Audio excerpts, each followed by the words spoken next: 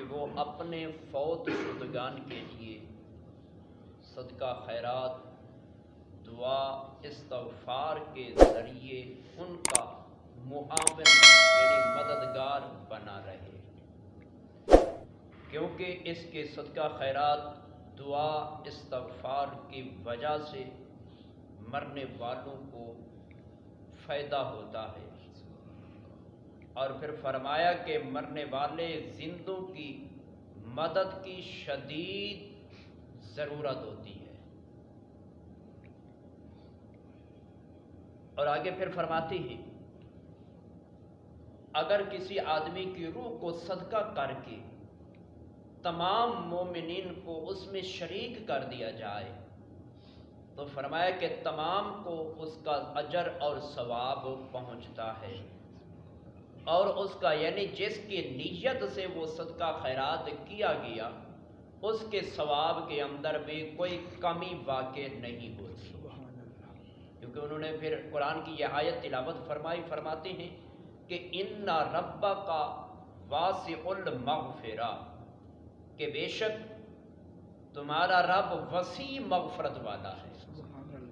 یعنی کہ اللہ رب العالمین کی مغفرت کی کوئی حد نہیں ہے۔ تو آگے حضرت مجدد الفسانی رحمۃ اللہ تعالی علیہ اپنا طریقہ بتاتے ہیں کہ میں ایصال ثواب کس طریقے سے کیا کرتا تھا۔ آپ فرماتے ہیں کہ میری یہ عادت تھی کہ میں جو تسبیح تحلیل کرتا یا کوئی صدقہ خیرات کرتا تو اس کے اندر میری عادت یہ تھی کہ میں حضور احمد دو عالم علیہ الصلوۃ والسلام کی بارگاہ عالیہ کے اندر اور پھر آپ کے توسل سے حضرت سیدنا علی المرتضیٰ اور حضرت سیدہ فاطمہ الزہرا اور حسنین کریمین یعنی حضرت سیدنا امام حسن اور حضرت سیدنا امام حسین رضی اللہ تعالی عنہما، یعنی کہ ان کی خدمت کے اندر میں وہ ایصال ثواب کیا کرتا تھا۔ تو آپ فرماتے ہیں کہ ایک دن خواب کی حالت کے اندر آقا علیہ الصلوۃ والسلام نے اپنی زیارت سے مشرف فرمایا، خواب کے اندر تشریف لائے تو حضرت مجدد الفسانی فرماتی ہیں کہ آقا علیہ الصلوۃ والسلام نے میری طرف سے رخ پھیر کر بیٹھے، تو میں نے عرض کیا کہ یا رسول اللہ، آپ کی خدمت کے اندر سلام عرض کرنے کے بعد کہ حضور آپ ناراض ہو، تو فرماتے ہیں کہ نبی کریم علیہ السلام نے پہلے کوئی جواب نہ دیا، تو کچھ دیر کے بعد حضور احمد دو عالم علیہ الصلوۃ والسلام نے رخ پھیرے بغیر جواب ارشاد فرمایا کہ میں حضرت عائشہ کے گھر سے کھانا کھاتا ہوں۔ تو حضرت سیدنا مجدد الفسانی رحمۃ اللہ تعالی علیہ فرماتے ہیں کہ حضور احمد دو عالم علیہ الصلوۃ والسلام نے مجھے یہ توجہ مبذول فرمائی، ارشاد فرمایا، اشارتاً یہ حکم دیا کہ جب تم ایصال ثواب کرتے ہو، دعا مانگتے ہو تو اس کے اندر عائشہ کو شامل نہیں کرتے۔ تو حضرت مجدد الفسانی فرماتے ہیں کہ اس دن کے بعد میں نے اپنی زندگی کا یہ معمول بنا لیا کہ جب بھی میں دعا کرتا تو نبی کریم علیہ الصلوۃ والسلام کے توسل سے اہل بیت اطہار، جنہیں آج ہم پنجتن پاک کے نام سے جانتے پہچانتے بھی ہیں اور ان کی نظر و نیاز بھی کرتے ہیں، ان کے ساتھ ساتھ مجدد الفسانی فرماتے کہ میں ازواج محترمات یعنی کہ حضور کی تمام بیویاں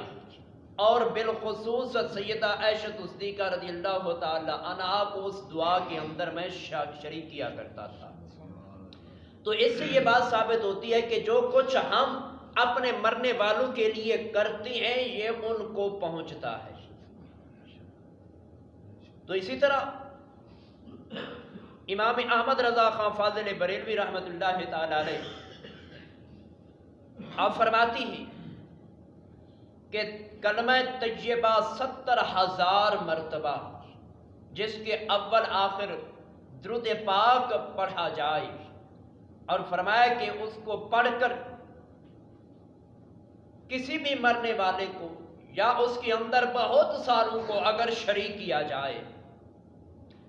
تو فرماتے ہیں کہ اللہ رب العالمین جس کے لیے پڑھا گیا ہے اس کے لیے وہ چیز ذریعہ نجات بنا دیتا ہے۔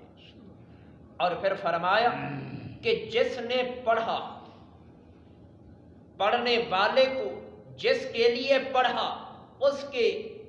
ڈبل ثواب پڑھنے والے کو ہوتا ہے۔ اگر پڑھنے والے نے اس ثواب کے اندر دو کو شریک کر لیا تو فرمایا کہ پڑھنے والے کو 3 گنا ثواب ملے گا۔ اور اسی طرح آگے فرماتے ہیں کہ اگر پڑھنے والے نے اس ثواب کے اندر اگر 1 کروڑ کو شامل کیا تو اس کو 3 کروڑ کے برابر ثواب ملے گا۔ اور پھر فرمایا کہ اگر وہ تمام مومن مسلمانوں کو اس دعا کے اندر، اس کلمے کے اندر جو اس نے 70,000 مرتبہ پڑھا اس کو شریک کرتا ہے تو فرمایا کہ تمام مومنین مومنات کے برابر 3 گنا اس کو زیادہ ثواب ملے گا۔ یعنی کہ اب انسان کے اوپر ہے کہ اس نے اپنے لیے کتنا ثواب اکٹھا کرنا ہے۔ تو اگر 1 کو بھیجے گا تو ڈبل ملے گا، 2 کو بھیجے گا تو 3 گنا ملے گا۔ اگر ایسے ہی تعداد بڑھاتا جائے گا تو اس کے لیے بھی اتنا ہی اجر و ثواب کی تعداد بڑھتی جائے گی۔ یہ اب ہمارے اوپر ہے کہ ہمیں کتنے ثواب کی ضرورت ہے۔ اور پھر دیکھو حضرت سیدنا امام حسن بصری رحمۃ اللہ تعالی علیہ، یہ مشہور و معروف واقعہ کہ آپ کی خدمت کے اندر ایک عورت آتی ہے اور آ کر عرض کرتی ہے کہ اللہ کے نیک بندے، میری ایک ہی نوجوان بیٹی تھی جو فوت ہو گئی ہے، مجھے کوئی ایسا وظیفہ بتاؤ کہ جس کے کرنے سے وہ مجھے خواب کے اندر نظر آئے تو میں اس کا حال احوال پوچھوں۔ تو حضرت سیدنا حسن بصری رحمۃ اللہ تعالی علیہ نے اس عورت کو وظیفہ بتایا۔ وہ عورت جا کر وظیفہ شروع کر دیا تو کچھ دنوں کے بعد وہ خواب کی حالت کے اندر اپنی بیٹی کو دیکھتی ہے تو حالت کیا ہے کہ اس کی قبر جہنم کے گڑھوں میں سے گڑھا بن چکی ہے، عذاب ہو رہا ہے۔